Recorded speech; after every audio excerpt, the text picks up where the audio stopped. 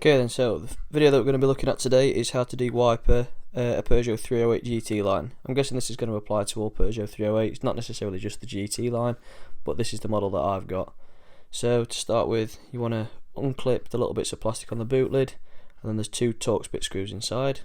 Can't remember what size they were, but you just want to unscrew those, both sides. Obviously keep those bolts in a safe place because you're going to be needing them later when you clip it back on. Then want to pull the bit of plastic from around the boot lid. It should just snap off. Then you want to pull the cover off the back windscreen wiper and just begin to unscrew the bolt.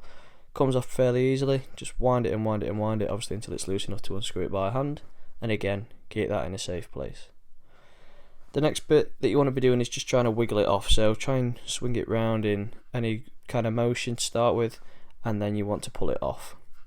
So now we're looking at the actual mechanism itself. There's two clips, as you can see just where the clip froze, and you just want to lift those up and pry them with a flathead screwdriver.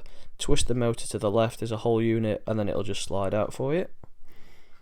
And then the next thing you want to be doing is removing the bung, because then that's where the new cover is going to go in. So now you want to be cleaning the hole just to make sure that there's nothing in it, no debris, no muck. So use your glass cleaner.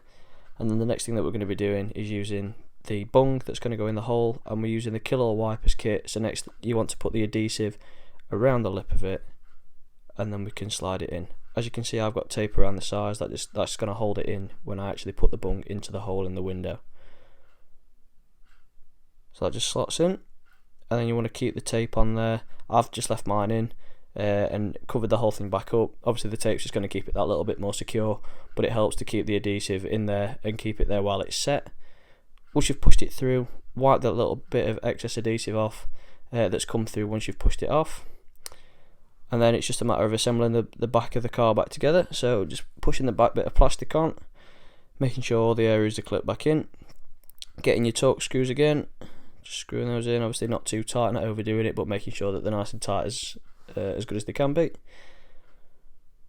They should still be in the safe place that you left them from before. Hopefully you've not lost them.